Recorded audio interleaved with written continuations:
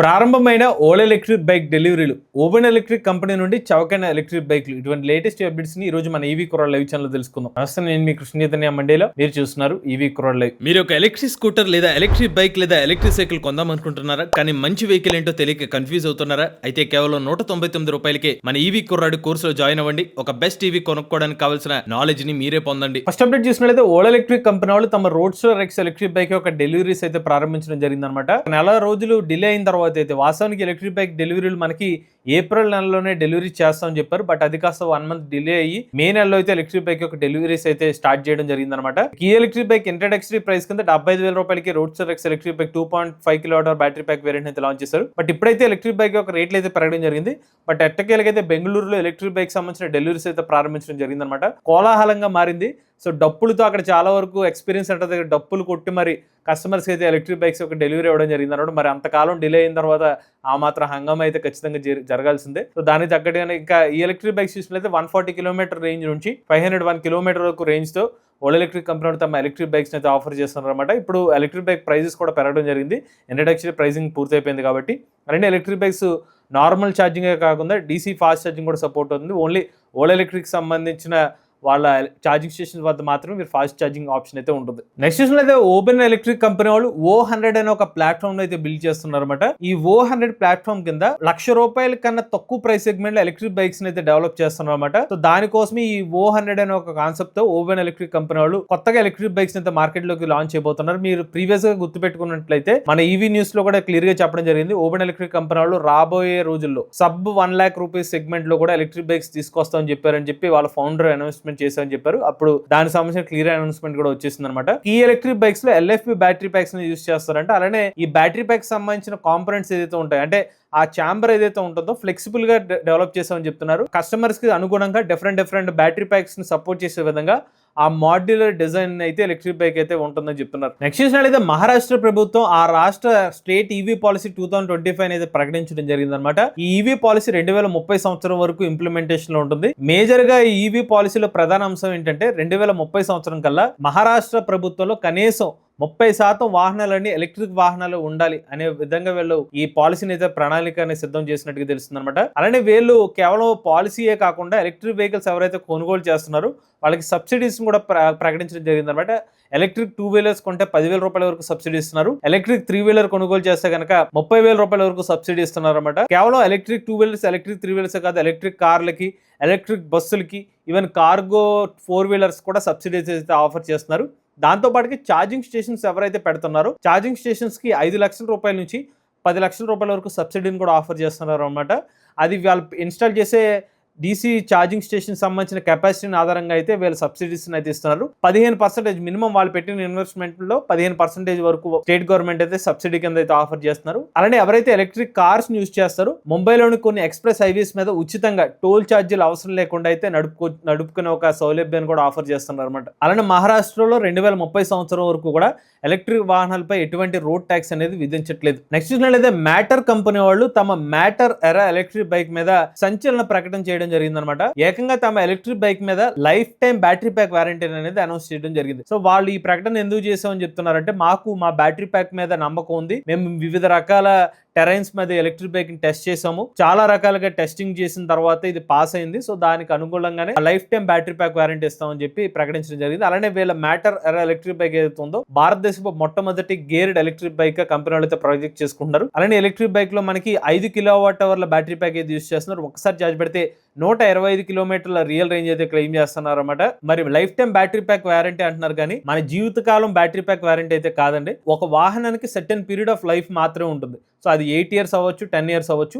అంతకాలం వరకు మాత్రమే వీళ్ళు సపోర్ట్ చేస్తారు. దానికి ఇంకా టర్మ్స్ అండ్ కండిషన్స్ కూడా ఉంటాయి. దానికోసం ఒక డెడికేటెడ్ వీడియో మన ఈవీ కుర్రాడ్ ఛానల్ అప్లోడ్ చేస్తాం. ఆ వీడియో అయితే చూడండి. నెక్స్ట్ చూసినట్లయితే central government charging station network ని ఏర్పాటు చేయడం కోసం 2,000 కోట్ల రూపాయలు కేటాయించడం జరిగిందనమాట.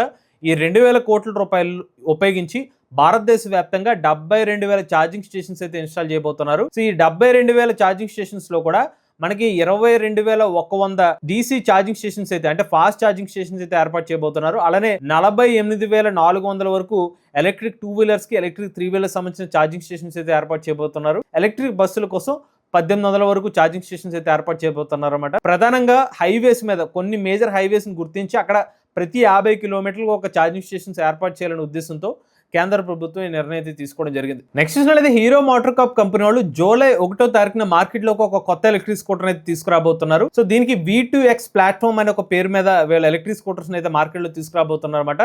వాస్తవానికి హీరో వేదా జీ అనే ఒక ఎలక్ట్రిక్ స్కూటర్ ని ప్రీవియస్ గా ఆటో ఎక్స్పోలో అయితే అనౌన్స్ చేశారు. ఇంచుమించుగా అదే ఎలక్ట్రిక్ స్కూటర్ ని మార్కెట్ లో తీసుకొచ్చే అవకాశం ఉందన్నమాట. సో ఈ V2X ఎలక్ట్రిక్ స్కూటర్ లో కొంచెం డిజైన్ మార్పులు ఉండే అవకాశం ఉంటుంది అనమాట. ప్రెసెంట్ ఉన్న హీరో మోటార్ కప్ సంబంధించిన వేదా ఎలక్ట్రిక్ స్కూటర్ లో స్ప్లిట్ సీట్ అయితే ఉంది. బట్ ఈసారి స్ప్లిట్ సీట్ బదులుగా మనకి ఒకటే seat Hero MotoCorp company వాళ్ళు ఆఫర్ చేసే అవకాశం ఉంది. అలాగే 2.2 కిలోవాట్ల కెపాసిటీ 3.4 కిలోవాట్ల బ్యాటరీ ప్యాక్ కెపాసిటీతో హీరో మోటార్ కప్ కంపెనీ వాళ్ళు కొత్త V2X ఎలక్ట్రిక్ స్కూటర్ మార్కెట్లో తీసుకొచ్చే అవకాశం ఉంటుంది. అలాగే ప్రైస్ కూడా బడ్జెట్ ఫ్రెండ్లీగా ఉంటుందని చెప్తున్నారు. బట్ ఎగ్జాక్ట్గా ఏ ప్రైస్ సెగ్మెంట్ అనేది తెలియాలంటే మనం జూలై 1వ తారీఖు అయితే వెయిట్ చేయాల్సిన అవసరం అయితే ఉంటుంది. నెక్స్ట్ చూసినట్లయితే తెలంగాణ రాష్ట్రానికి central government PM E-Drive mobility scheme కింద 2000 ఎలక్ట్రిక్ బస్సులను అయితే కేటాయించడం జరిగిందనమాట. సో ఈ 2000 ఎలక్ట్రిక్ బస్సులు దేనికోసం అంటే PM E-Drive మొబిలిటీ ఇనిషియేటివ్ లో భాగంగా ప్రతి రాష్ట్రంలో కూడా పొల్యూషన్ లెవెల్స్ తగ్గించుకునే విధంగా కాస్ట్ ఎఫెక్టివ్ గా మన బస్సులు నడపడం కోసం సెంట్రల్ గవర్నమెంట్ తీసుకున్న ఇనిషియేటివ్ ఈ PM E-Drive మొబిలిటీ స్కీమ్. అందులో భాగంగా ఎలక్ట్రిక్ బస్సులను అయితే ఇంట్రడ్యూస్ చేయడం జరిగింది. అలాగే కేవలం తెలంగాణ రాష్ట్రం అనే కాకుండా భారతదేశ వ్యాప్తంగా ఉన్న అన్ని రాష్ట్రాలు కూడా ఆ రాష్ట్రానికి అనుగుణంగా బస్సులు అయితే కేటాయించడం జరుగుతుంది అనమాట. కాకపోతే తెలంగాణ ప్రభుత్వం సెంట్రల్ గవర్నమెంట్ కి మాకు 2000 బస్సులు సరిపోవు, ఇంకొక 800 బస్సులు కూడా కేటాయిస్తే కనుక ప్రజెంట్ ఉన్న రేషియో ప్రకారం చూసుకున్నట్లయితే మాకు మరింత హెల్ప్ చేసినట్టుగా ఉంటుందని చెప్పి కేంద్ర ప్రభుత్వానికి అయితే ఒక విన్నపం కూడా చేయడం జరిగింది. నెక్స్ట్ చూసినట్లయితే ఢిల్లీలోని కేంద్ర మంత్రి ధర్మేంద్ర ప్రధాన్ గారు ఢిల్లీలోని దేవి అనే ఒక ప్రాజెక్ట్ ని అయితే ఇనిషియేట్ చేశారన్నమాట. ఈ దేవి ప్రాజెక్ట్ ఏంటంటే nothing but Delhi electric vehicle సంబంధించిన ఇంటర్ కనెక్టివిటీ ప్రాజెక్ట్ అనమాట. ఎలక్ట్రిక్ బస్సులను అయితే యూజ్ చేయడం కోసం. సో ఓవరాల్ గా 400 బస్సులను అయితే ఢిల్లీలో అయితే ఇప్పుడు ఫ్లాగ్ ఆఫ్ చేయడం జరిగింది. ఈ ఎలక్ట్రిక్ బస్సులు ఢిల్లీలోని పలు ప్రాంతాలకు అయితే సర్వీసులు అయితే అందించబోతున్నాయి అనమాట. ముఖ్యంగా ఢిల్లీలో కాలుష్యం విపరీతంగా పెరుగుతుంది కాబట్టి కాలుష్యాన్ని నియంత్రించడం కోసం కేవలం పబ్లిక్ ట్రాన్స్పోర్ట్ అనే కాకుండా అంటే రెగ్యులర్ గా ఎవరైతే ప్రైవేట్ ఓనర్షిప్ కార్స్ యూజ్ చేయడమో లేకపోతే 2 వీలర్స్ అనే కాకుండా పబ్లిక్ సంబంధించిన ట్రాన్స్పోర్ట్ లో కూడా ఈవీస్ యూజ్ చేస్తే మరింత వరకు పొల్యూషన్ తగ్గించే అవకాశం ఉంటుందనే కాన్సెప్ట్ తో ఇప్పుడు 400 ఎలక్ట్రిక్ బస్సులను అయితే ఇనిషియేట్ చేయడం జరిగింది. నెక్స్ట్ చూసినట్లయితే హోబీరా ఇండియా అనే ఒక కంపెనీ వాళ్ళు భారతదేశంలోని IIT ఢిల్లీ వాళ్ళతో కొలాబరేట్ అవ్వడం జరిగింది అనమాట. సో వీళ్ళిద్దరు కొలాబరేషన్ లో హోబీరా ఇండియా వాళ్ళు ఏం ఎక్స్పెక్ట్ చేస్తున్నారంటే IIT ఢిల్లీ నుంచి టెక్నాలజీ ట్రాన్స్ఫర్ అయితే ఎక్స్పెక్ట్ చేస్తారనమాట. వీళ్ళ ప్రోడక్ట్స్ లో వీళ్ళ టెక్నాలజీ ట్రాన్స్ఫర్ యూజ్ చేసి ప్రోడక్ట్స్ డెవలప్ చేసుకోవడం కోసం. మరి IIT ఢిల్లీ నుంచి వీరేం కోరుకుంటున్నారంటే కాస్ట్ ఎఫెక్టివ్ హై టార్క్ ఉన్న ఎలక్ట్రిక్ మోటార్స్ ని డెవలప్ చేయడం కోసం IIT ఢిల్లీ నుంచి ఆ టెక్నాలజీ ట్రాన్స్ఫర్ ఎక్స్పెక్ట్ చేస్తున్నారు. దాంతో పాటుగా హైడ్రోజన్ సంబంధించిన ఫ్యూచర్ టెక్నాలజీని కూడా ఎలా ఇంప్లిమెంట్ చేయొచ్చు అనే పాయింట్ ఆఫ్ వ్యూలో వీళ్ళిద్దరు కొలాబరేషన్ అవడం జరిగింది. నెక్స్ట్ చూసినట్లయితే the energy resources and institute TERI అనే సంస్థ, కోల్కతాలోని సంస్థ వాళ్ళు ఒక ఎలక్ట్రిక్ వెహికల్ ఛార్జింగ్ స్టేషన్ సంబంధించిన డాష్ బోర్డ్ ని అయితే డెవలప్ చేశారన్నమాట. సో ఈ డాష్ బోర్డ్ దేనికి ఉపయోగపడుతుందంటే ఎక్కడైతే మనకి ఎలక్ట్రిక్ వెహికల్ సంబంధించిన కస్టమర్స్ ఉన్నారు, కోల్కతాలో అయితే 15,000 పైగా రిజిస్టర్డ్ యూజర్స్ అయితే ఉన్నారన్నమాట. ఎలక్ట్రిక్ వెహికల్స్ రిజిస్టర్ చేసుకున్న కస్టమర్స్ కి మొత్తం కోల్కతాలోనూ 166 ఛార్జింగ్ స్టేషన్స్ అయితే డిస్ప్లే అవుతాయి అనమాట. సో ఈ డాష్ బోర్డ్ కి వెళ్ళడం ద్వారా ఛార్జింగ్ స్టేషన్స్ ఎక్కడెక్కడ ఉన్నాయనేది యూజర్స్ తెలుస్తుంది. సో దీనివల్ల వాళ్ళకి ఎమర్జెన్సీ పర్పస్లో ఎక్కడైనా ఛార్జింగ్ పెట్టుకోవడానికి అయితే ఉపయోగపడుతుంది. కాకపోతే నేను మీకు చెప్పిన నెంబర్ ఏదైతే ఉందో కేవలం రిజిస్టర్డ్ అయిన ఎలక్ట్రిక్ వాహనాలు మాత్రం, బట్ కోల్కతాలో నాన్ రిజిస్టర్డ్ వెహికల్స్ కూడా ఇంకా ఎక్కువగానే ఉండొచ్చు. నెక్స్ట్ చూసినట్లయితే ఆఫ్రికాలో ఒక కొత్త కంపెనీ అయితే వచ్చిందనమాట. బుకీనా ఫాసో అనే కంపెనీ వాళ్ళు ఎటావో అనే ఒక బ్రాండ్తో ఒక ఎలక్ట్రిక్ కార్ని అయితే మార్కెట్లో తీసుకొచ్చారన్నమాట. మరి ఈ కార్ గురించి ఎందుకు చెప్తున్నా అంటే సో వీళ్ళు ఏం క్లెయిమ్ చేస్తున్నారంటే టెస్లాకి పోటీగా మేము ఆఫ్రికాలోని ఎలక్ట్రిక్ కార్ని డెవలప్ చేస్తున్నాం అన్నట్టుగా వీళ్ళు దాన్ని ప్రొజెక్ట్ చేస్తున్నారు.